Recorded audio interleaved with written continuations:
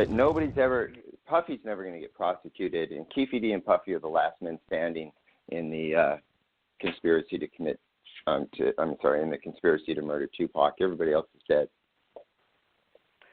What about Faith? I want to ask you this. For our listeners, you just said everybody else is dead. For the ones that haven't really been following everything that you put together, how crazy did things get after Tupac's murder, and approximately how many people were killed right after Tupac? Well, in the days after Tupac got shot, there was a gang war erupted in Compton, and the Bloods against the Crips. And, like I mentioned earlier when I said that Keefe D was telling us about details that proved that he was actually there and in the car, he had said, listen, when we pulled up alongside the BMW, I looked directly in Suge's eyes. I looked across the car. Me and Suge have known each other since we were kids. We played football together, went to school together.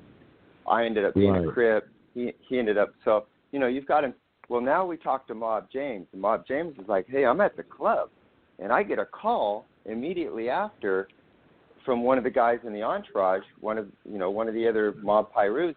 And he says, hey, man, they just shot Tupac. It's the Southside Crips.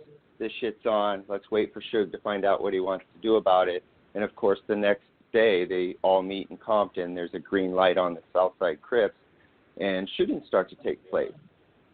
Lots of shootings. A few people get hit. A couple people die, and then of course the next big casualty is Iggy.